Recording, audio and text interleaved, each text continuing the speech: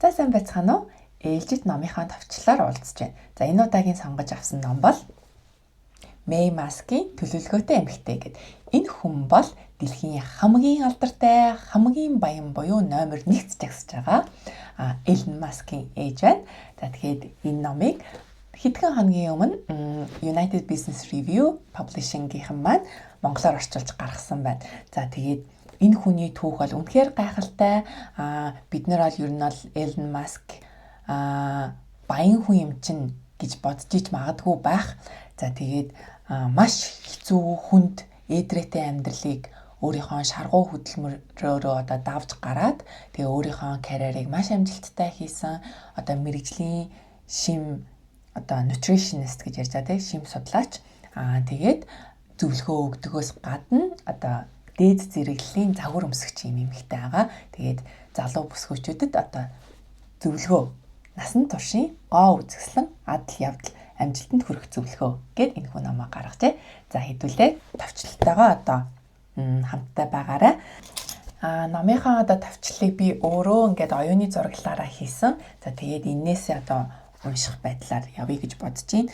За өмнө нь болохоор энэ номын өмнө болохоор хэрхэн өөрчлөгдөх вэ номыг хийсэн. Тэр бол маш их судалгаатай ном байсан. Тэгээд нэг юм хасчих гэхлээр хасаж болохгүй санагдаад тэгээд ерөнхийдөө нэлээд урт агуулгатай болсон. Энэ удаагийн номыг би өөрөө ингээд сурч сонсож авч агаад ингээд бүлгүүдэд нь хуваагаад ерөнхийдөө юу сурваа гэдэг маш ингээд товч байдлаар хийсэн. Тэгэхээр энэ ном бол тэр чигтээ энэ цаас нь ингээд орчихсан багтчихсан байгаа. За тэгээд энэ номын төгсгөлд нь энэ ном яаж төгсдөг вэ гэхээр би энэ хүн номыг бусад эмэгтэйчүүдийн амьдралыг одоо сайжруулахын тулд бичиж ингэж гаргаж байна гэж төгсдөг. Тэгээд үнэхээр яг тийм ном болсон юм шиг санагдсан. Ягаад гэвэл маш хэцүү амьдралыг туулаад одоо маш хүнд хүчрийг одоо өөрийнхөө нөгөө нэг зорилгынхаа төлөө явж тэгээд үнэхээр амьдралтнаас хүчрэлэгч хүн гарч ирээд тэгээд тэдгээрээ давж гардаг ийм асар төвчээртэй шаргуу хөдөлмөрч хүн байсан. Тэгээд уншаад эхлэхэд яг нэг ийм ихч маань нэг ингээд зөвлөгөө өгж байгаа юм шиг төрсөн ихч болохоор яг тийм мэдрэмж ингээд авсан. Айгу гой санагдсан. Ингээд нэрээ ингээд хилээд өчтдөг бол гоё юм байна да гэж бодсон. За тэгээд энэ ном бол 5 бүлэгтэй. Эхний бүлэг нь бол гоо үзэсгэлэн гэдэг бүлэг. За тэгээд Мэй Маск бол 15 наснда загвар өмсгч болж эхэлсэн, гараагаа эхэлсэн. За тэгээд 70 наснда л өөрийнхөө хамгийн өндөр карьерийг хийсэн. Тэгээд 70 наснда хамгийн өндөр карьерийг хийхдээ бүр маш одоо том агентлагуудтай одоо гэрээ хийсэн, маш том сэтгүүлүүд дээр гарсан. Тэгээд тухайн үед нь бол одоо загвар өмсгч гэдэг бол залуу хүний ажил эдийн чиний карьер бол 18 хүрээл дуусна гэж хүмүүс маш их хэлдэг байсан. Тэгээд энэ бол одоо худал юм аа. Тэгээд нас бол одоо боломж юм аа гэсэн ийм санаа хэлж байгаа. Бид нар нас явлаа гэд бидний одоо боломж бол багасдаггүй шүү. Тэгээд би бол одоо нөгөө өөрийгөө хайрлж эхлээд ийм өөрийнхөө одоо нөгөө нэг саарл үстэй одоо буурал уснууд ингээ гарч эхлэхэд тэрнээсээ ингээ санаа зовоод буддаг байсан бол санаа зовхоо болоод будгаа болоод ингээ мөнгөлөг үстэй тэ ингээ цайвар үстэй болоод 60 наснда cover girl болсон. Cover girl гэдэг сэтгүүлийн одоо хуудсан дээр ингээ хэвлэгдэж гарсан гэд. Тэгээд нас бол биднэрт боломжийг олгодог юм шүү гэсэн санааг нь гоо үзэсгэлэн дээр хэлж байгаа. Тэгээд ерөнхийдөө номын турш одоо өөрөө 71-тэй байх үнэхээр одоо сайхан гэдэг зүйлийг ер нь бол байнга л хэлж ийсэн. За тэгээд өөртөө одоо ийдэг бас ийм эерэг хандаарай. Тэгээд өөрийнхөө байхдаа одоо бид нэр үзэсгэлэнтэй байдэн шүү. Өөрийгөө ийм байна, тийм байна гэж битгий бодоорой. Тэгээд гадаад төрх хэв маяг таалагдахгүй байвал тэрийгээ шууд одоо өөрчлөх төлөвлөгөө гаргах хэрэгтэй гэсэн ийм юмнууд хэлж ийсэн. Тэгээ өөрөө бол ийм гоё хувцалдаг эмэгтэй бас биш л байсан юм байна. Ягаад гэвэл амьдрал нь айгүй хэцүү байсан. Тэгээд 3 хүүхдээ өсгөх хэрэгтэй болоод ерөнхийдөө мөнгөний асуудалд маш их орж исэн.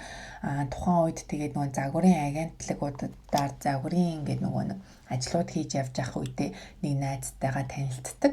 Тэр нь болохоор ийм стилист эмэгтэй байсан. За тэгээд тэр стилист эмэгтэй нь бол өөрийг нь ийм нөгөө нэг хувцсныхын чи бол үнэхээр сайхан эмэгтэй Гэхдээ чиний хувцлалт бол авах юм алга гэж хэлээд тэгээд багаар энэ хоёр төлөвлөгөө боловсруулдаг. Ингээд сар хувцсныхаа шүүгийг ингээд шинжлэх юм төлөвлөгөө гаргаад тэгээд тэрнийхээ одоо дагуу бүтэн 1 жил ажилласан гэдэг баха.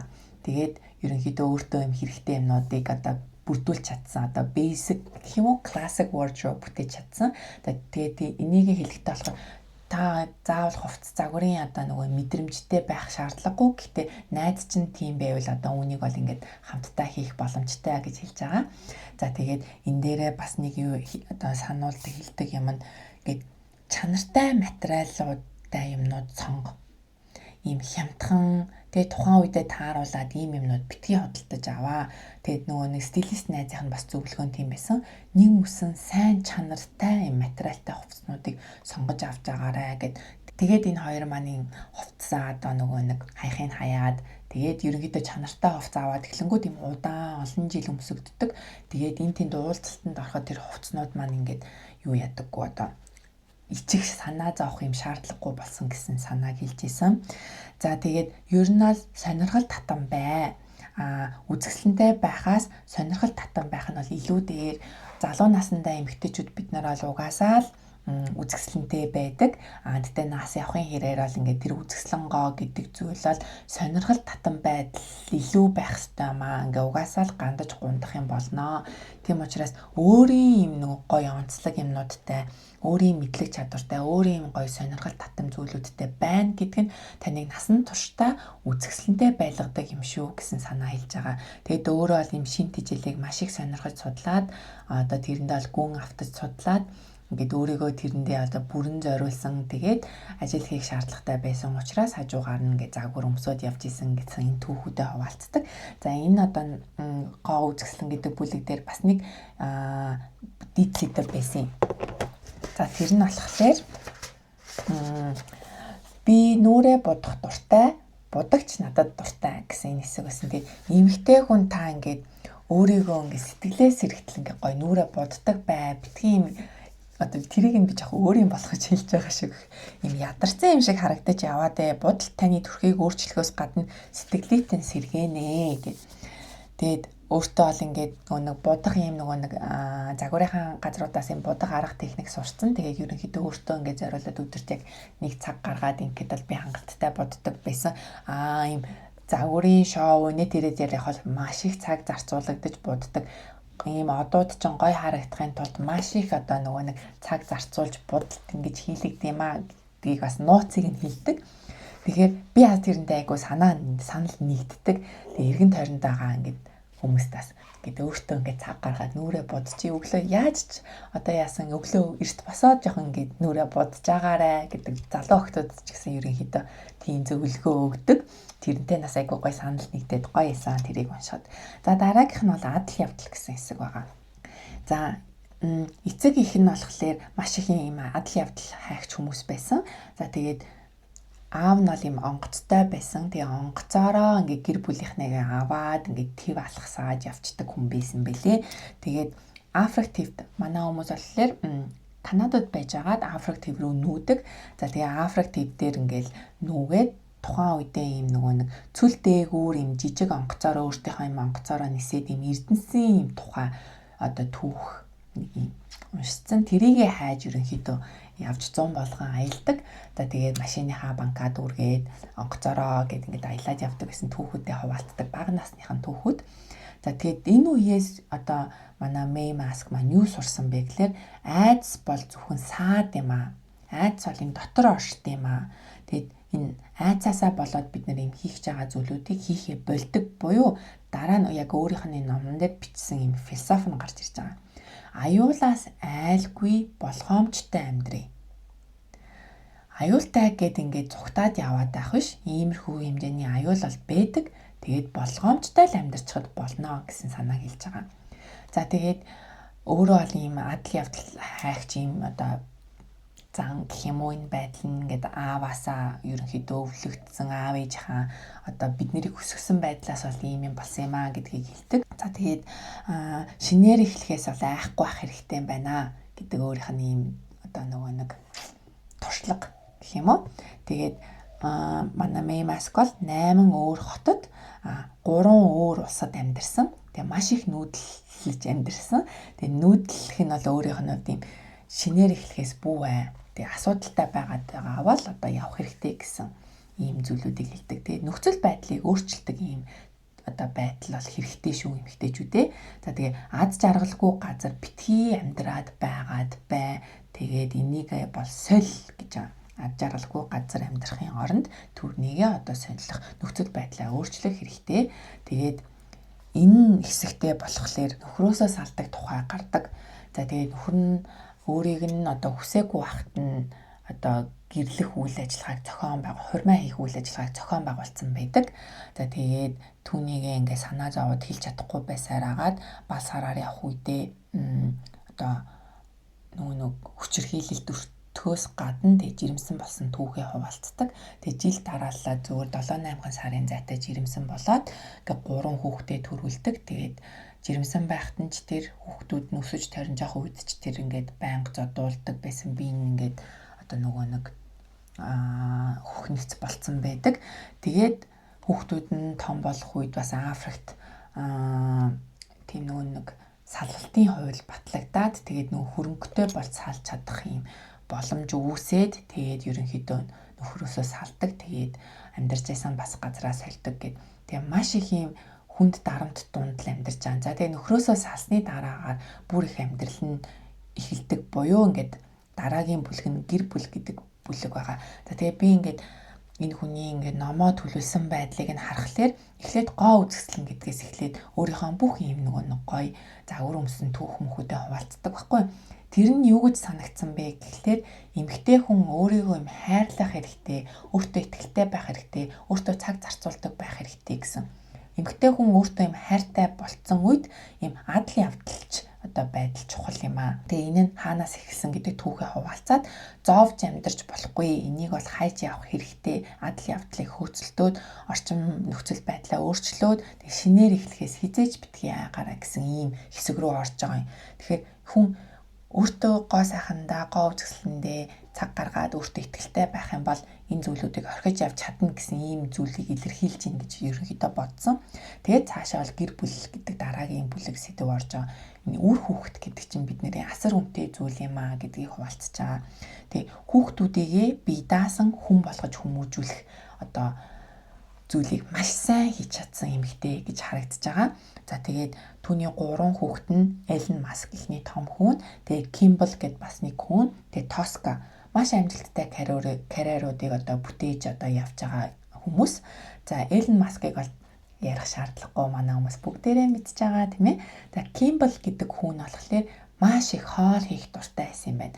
Тэгээд өөрийнхөө The Kitchen гэдэг алдартай одоо ийм рестораныг байгуулахын хажуугаар одоо бид нэр эрүүл хоолно гэдэг нь ингээд тариалан тийм ингээд газар талбай дээрээ Африк энтерт ингээд тариалан хийгээд өөрөө тэр хүнсийгээ идэх боломжтой юм аа. Тэгэд энийг ийм NGO буюу төрийн бас байгууллагаар дамжуулаад хүүхдүүдэд багаас нь зааж өгөх юм сайн сайхны үйл хийдэг. За Тоска гэдэг охин дүү, Эллен Маскын охин дүү нь болохоор ийм entertainment тал руугаа маш их сонирхолтой, маш их кино, жүжиг үздэг байсан багаасаа.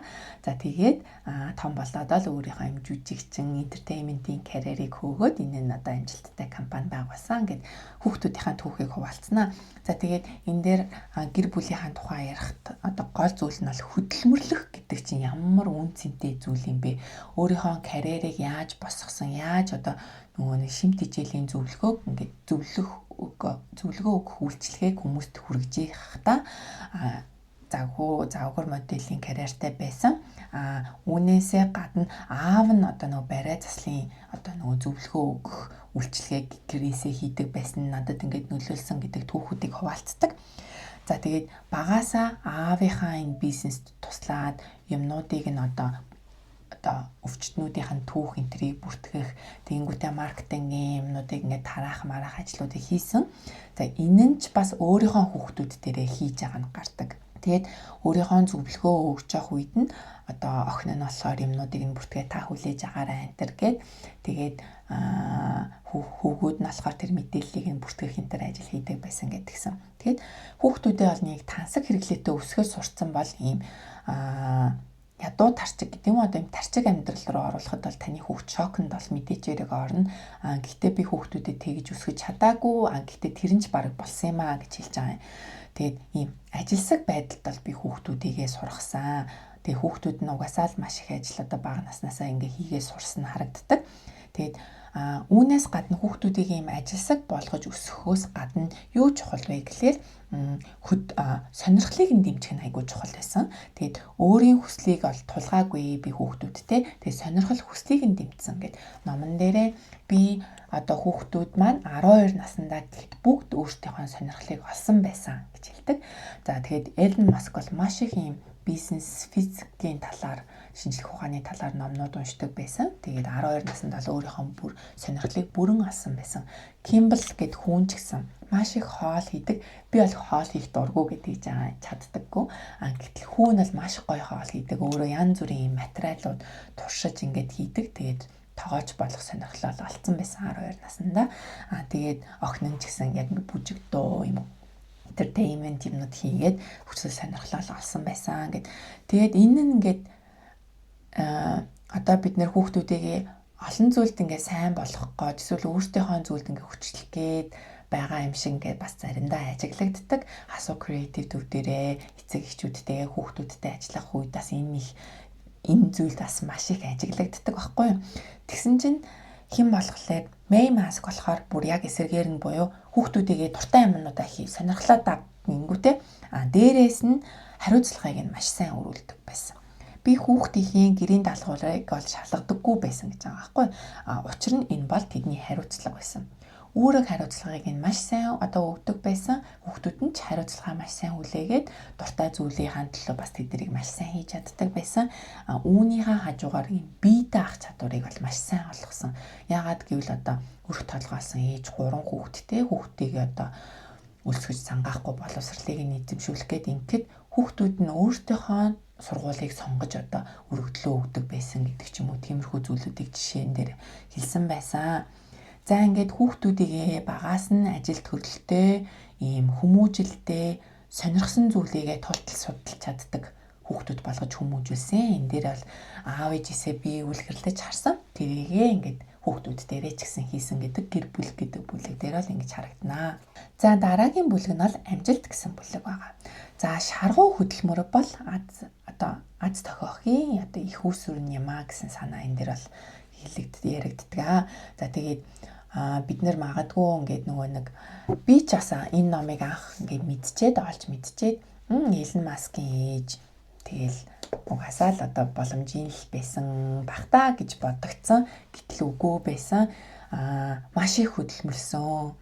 Энэ хэцүү амьдралуудыг таван тулсан ээдрээтэй нухчаа бүрийг давж тулсан энэ эмэгтэй. Тэгээд хүн бол боломжийг өөрөө бүтээдэг юм аа гэж байгаа юм.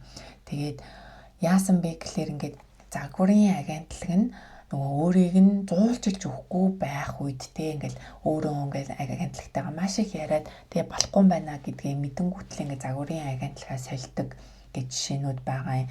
Тэгээд өөр загварын агентлаг руу ингээд гэрээ хийх гээд өөрөө коллуудыг одоо дуудлагуудыг хийдэг байсан. Өөрийнхөө юм нөгөө нэг маркетингийн одоо юу гэдэг хуудас гэдэг юм уу тэрийг загварынхаа агентлагууд руу ингээд явуулдаг байсан. Өөрийнхөө шин тэжээлийн зөвлөх үйлчилгээг нөө эмнэлгийн эмчнэрүүд руу ингээд имэйл явуулдаг байсан гэд өөртөө боломж олгохын төлөө маш их ажиллаж исэн. Тэгээд ер нь л одоо амьдралынх нь бас нэг философи нь бол оролдоод үзье. Ажлын санал тавилаа одоо та гэж 60 настай та ийм мөнгөлөг буурал үстэйгээ жирэмсэн төрхтэй ингээд зураг авалтанд оролцооч гэд тэнгүүт за яадын оролдоод үзье. Гэл ерөөсөө дандаа зөвшөөрдөг байсан. Өөр бол ингээд санаа зовдөг байсан. Гэтэ энэнээс ийм олон боломжууд гарч ирдэм аа гэж хэлж байгаа. За тэгээд тасралтгүй суралцах талаар яг өөрөө бол ингээд сонирхолтой хөтлөгдөө шин тэжээлийн талаар 2 магистрийн зэрэг тэгээд цаашлаад нөгөө загварынхаа агентлагт бас сурж байхдаа өөр ингээд чадваруудад суралцдаг тухайгаа ярьдаг. За тэгээд энэ бүхний үр дүн нь бол хүн тасралтгүй суралцахад одоо үр дүн гардыг маа гэдгийг харуулж байгаа. Тэгээд үгүй гэсэн хариулт авахаас бол айх хэрэггүй гэж тэгж байгаа. Тэрэн дээрээ болохоор ингэсэн та ингээд үгүй гэж хэлэхээс айгаад газруудтай холбогдохгүй бол үгүй гэдэг нь бол батлаг одоо баталгаатай тий. Гэхдээ 200 газар руу явуулаад үзэхэд тэрнээс нэг 5-10 газар нь бол сонирхоод үзье гэдэг ийм зүйл байна шүү. Үгүй гэж бодоод юм хийхгүй байвал үгүй нь бол 100% буюу 100%. Үгүйгийн эсрэг тэмцэхийн тулд ингээд тасралтгүйгээр хүмүүсээс үгүй гэж хариулт авахаас айлгүйгээр өөрийгөө одоо сурталчлах гэдэг юм уу материалуудаа явуулах хэрэгтэй гэж байгаа юм. За тэгээд амжилт бол ингэж л бүтдэг юм аа. Хөдөлмөрлөлт юм аа. Тэгээд үгүй гэж хариулт авахаас битгийе. Тэгээд шаргуу хөдөлмөрлөл өөртөө боломжийг бүтээдэг хүмүүс бид нэр өөрөө юм аа гэж хэлж байгаа. За дараагийнх нь хэсэг дээр эрүүл мэндийн тухай гардаг. Энэ бол сүүлийн бүлэг. За тэгээд эрүүл мэндэд бол шинжлэх ухаанч байдлаар хандаач. Тэгээ өөрөө бол юм мэрэгжлийн төвшөнд суралцсан гэдэг нь магистрийн зэрэг хамгаалсан 2 магистрийн зэрэг. Тэгээд мэрэгжлийн хоол зүйч гэдэг одоо тайталтай албан тушаалтай. За тэгээд энэ дээр юу гэж хэлж байгаа вэ гэхээр энэ мэрэгжлийн хоол зүйч гэдэг энэ албан тушаал гэх юм уу юм одоо хэрэгэм цол те энэ бол зүгээр хоол зүйчээс ялгаатай. Зүгээр юм нутришн гэдэг буюу одоо шин тэжээлийн сургалт өгдөг газруудаас одоо сертификат аваад суралцах нөгөө нэг онлынх нь мэдлэгийг аваад магистрийн зэрэг болгож төгснө гэдэг ба шал өөр ойлголт шүү. Тийм учраас ийм зүгээр хоол зүйч нарын зөвлөж байгаа зөвлөгөөнөөс болгоомжлоорой гэж хэлж байгаа юм. Тэгэд шидэд им гэдэг зүйл байхгүй. Одоо ийм сүүлийн үеийн энэ бол маш сайн маркетингууд яваад байгаа. Шидэд им гэдэг зүйл яригадаад байгаа. Тэгэд богино хугацааны дэглэм гэдэг зүйлээс татгалзаарай гэж ерөнхийдөө хэлж байгаа.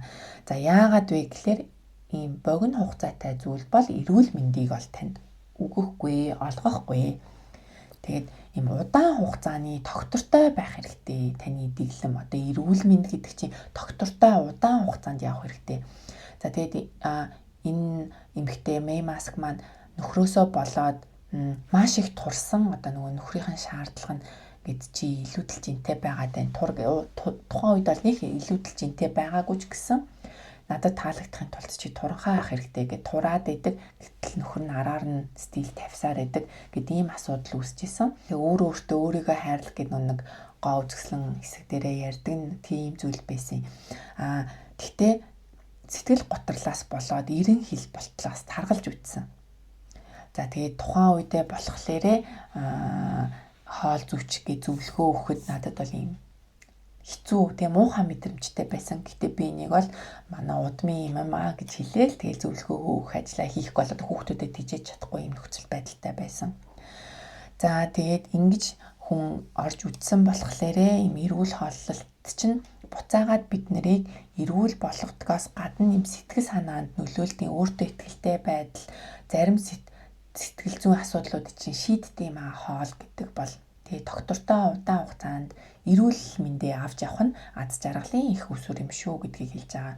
За тэгээд зарим нөгөө зөвлөгөө авсан хүмүүс нь мэй тэ таны энэ үйлчлэгээ бол зарим сэтгэл судлаачийн одоо сэтгэл зүйн зөвлөгөөнөөс хэд дахин хямд байна. Бараг win-win дээ олон ингээд зүйлүүдийг би өөртөө олоод аз жаргалтай болчлоо гэж хэлсэн гэдэг. За ухаалаг хооллолтыг өөртөө бүрдүүлээрээ тэгээд хоол бол таашаал байд юм аа. Гэхдээ энэ бол хооллолт гэдэг зүйл зөвхөн танд таашаалаас гадна таны биеийг ажилуулж буюу юм түлш юм аа гэж хэлж байгаа. За тэгэхээр энэ бол ингээд надад яг эрүүл мэндийн хэсгээр зөвлөдөг. Ер нь гэхдээ номынхон турш эрүүл хоолтын талаар ярьдаг л та. Энэ нь надад ингээд яг одоо энэ нэг тохирсон гэх юм уу яг миний боддог зүйлтэй ингээд санал нэгдэжсэн учраас айгу гой санагдсан. Тэгээд бас зөв яваад байна да. Зөв хоолж ин да гэж бас бодогдсон. Тэгээ нөгөө нэг гэртээ хүнсээ цуглуулах, гэрээсээ хооллох бол хамгийн зөв арга байдаг. Бид нэр энэ тэнд завгүй явж байхдаа юм янз бүрийн мэдээд хоолны дэглэмээ алдагдчихдیں шүү. Тийм учраас юм төлөвлөгөөтэй хооллолт чухал юм аа. Ийм гадуур ажилдаа байгаа үедээ банан цүнхэндээ хийгээд аваад явчих, самар мамар аваад явчих гэж ерөнхийдөө тэгдэг. Би бас яг тэгдэг аахгүй. Цүнхэндээ ерөнхийдөө банан, самар тэгэд ааруул гэхгүй авч явдаг. За тэгээд ийм үлснөөсөө болоод бид нараас янз бүрийн зүйл идчихдэг. Тэгж хит их өлсгөөс битгий тийм байдалд битгий ор. Тийм учраас цүнхэндээ бэлтгэлтэй бай, төлөвлөгөөтэй яв. Тэгээд хүний ихтэй хамгийн зөв хооллолт бол өлсөж байгаад хооллох. Бага зэрэг өлссөн үедээ тэг өлсөөгүй үед та хоол идэх ёстой биш шүү гэх юм уу? Одоо өлсөөгүй байхад идээд байх хэрэггүй таних одоо түлш бол биэнд ч хангалттай байгаа гэж хэлж байгаа. Тэгээд ингэж удаан хугацаанд хүн хоолж чадвал ингээ эрүүл мэндийг олд юм аа. Тэгээд аз жаргалтай болно, бие галбираа болно гэд тэгдэг. Нэг удаа ингээд буруу хоолцохлоор тэрийг одоо нөхөх нь 2-3 хоног одоо буцаагаад хооллолтоороо одоо жингээ тухайн үед 1.2 кг-ийн нэмсэн бол 3 хоолтол энийг 3 өдрийн хоолтоор энийг бол хасч чаддаг. Гэхдээ цаашаагаа яваад тахлаар бол жоохон нас явахын хэрээр бол энэ жоохон хэцүү болдгоо гэдэг. За тэгээд эцэст нь өөрийгөө сонсох хэрэгтэй. Аз жаргалтай, эрүүл харилцаа үүсгээрээ. Тэгээд хэрвээ ингээд гэр бүл дунд ч ингээд гоё аз жаргал өгөх харилцаа байхгүй бол найз нөхдөөрөө тийм гоё хүрээллийг үүсгээрээ. Бидний амьдралын одоо чанар эрүүл мэнд гэдэг чинь аз жаргалтай харилцаа юм шүү гэж бас хэлж байгаа. Тэгээд зохистой хооллолт чухалаа тий. Зохистой хооллолт гэдэг дээр ингээд эрүүл одоо хоолно гэд дуртай юмнуудаа идэхэ болно гэсэн үг биш ээ. Зохистой гэдэг чинь хэмжээг нь багасгах гэсэн санаа байгаад хүмүүс ерөөсөө миний зөвлөгөөг авдаггүй маа. Пицца идэж болно. Пицца багыг л идэх гэж байгаа. За тэгээд өөртөө таалагддаг дасгалаа хий. Бас эрүүл мэндтэй холбоотойгоор дасгалаа хий гэж зөвлөдөг. Тэгтээ ийм дургүй юмыг хүн ухаасаа хийж чадахгүй штэ. Өөртөө дуртай юм аа бол өөртөө дуртай одоо хоол хүнсээ иддэг те. Зохистойгоор өөртөө дуртай дасгалаа олоод тэгээд тэрийг хий.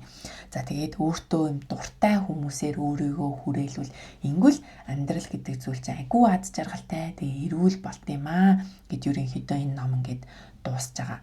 За тэгээд Мэй Маскийн маань хэлсэн үгнүүдээс юм хэрв танд төлөвлөгөө байхгүй бол та ялагдах төлөвлөгөө гаргаж байна гэдэг ийм алдартай үг гэдэм байна. Тэгээд тэрөө ийм төлөвлөгөөтэй эмэлтэй гэдэг энэ номоо гаргасан байна. За тэгээд залуу бүсгүүчүүдэд ерөнхийдөө эмэгтэйчүүд уншихад бол маш их юм урам зориг авах ном байх. Тэгээд Эллен Маскаар төлөвлөлж ээжийг нь битгий бодоорой. Энэ эмэгтэй бол өөрийнхөө карьерийг маш амжилттай бүтээсэн, шаргуу хөдөлмөрсөн. Тэгээд яг амьдралтай юм гоё зөвлөгөөнүүдийг тэгээд уншихад одоо маш амар баг ингээд нэг өдөрт ер нь бол уншаад дуусгацсан. Тийм ном байсан. Тэгээд та бүхэндээ те эмэгтэйчүүдтэй ялангуяа тэгээ магадгүй эрэгтэй хүмүүс сонссон бол гээд охин дүүнэртэй, их нэртэй ч юм уу энэ номыг бас өгвөл айгүй гоё санагдах байхаа гэж бодож байна. Яагаад гэвэл тийм гоё ихч хүн гээд надад зөвлөгөөд өгөөд нэг ментор бас биш. Яг өөрийнхөө алдаа оноонуудыг зөвлөөд байгаа болохоор айгүй гоё санагдсан. За тэгээд эмэгтэйчүүд бид нар чинь төлөвлөгөөтэй байх хэрэгтэй байна. Төлөвлөгөөтэй байна гэдэг нь болохоор аюултай зүйлс болно. Тэгээд би төлөвлөгөөний дагуу эдгээрийг ингээд давж гарах боломжтой. Тэгээд ийм одоо хүсээгүй ийм ад жаргалгүй байгаа орчин нөхцлүүдийгээ солих төлөвлөгөө гарга. Ховцлолт ч болохгүй бол солих төлөвлөгөө гарга. Гоо сайхандаа юм таалагдахгүй солих одоо өөрчлөх төлөвлөгөө гарга. Эрүүл мэнд дээр асуудал гаргавал эрүүл мэндээ сайжруулах төлөвлөгөө гарга. Харилцаанууд асуудалтай байв сайжруулах төлөвлөгөө гарга. Ерөөсөө төлөвлөж эхэл гэж л ном ерөнхийдөө дууссан. Эрүүл мэнд одоо аз жаргалтай байх гэдэг бол маш энгийн зүйлээс одоо эхэлт юм аа гэдэг юм уу энгийн байж болд юм аа гэдгийг энэ номыг уншихлаар айгуу сайн ойлгосон, ахин дахин мэдэрсэн. Хооллолт гэдэг зүйл ч гэсэн тийм байдаг. Бид нар эрүүл хооллоход тийм ч одоо орц найрлага гинэ тэр юмнууд хэрэггүй гэсэн санаанууд бас байдаг. Тэгээд ингээд яг нэг ихч хүн ингээд зөвлөд байгаа учраас амар гоё энгийн гэл унших болгондоо ингээл нэрэл тийштэй нэрэл инштэй гэл боддог зүйлүүдтэй ингээд санаа нэгдээд байхаас айгүй гоё байсан. Түүний номыгаас уншиж хахад нөгөө нэг би бас загвар магвар өмсдөг байсан үеуд маань бодогдоод айгүй сонирхолтой л байлаа.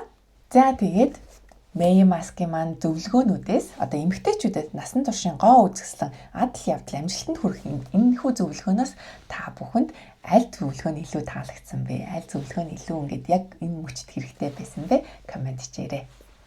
Баяр таа.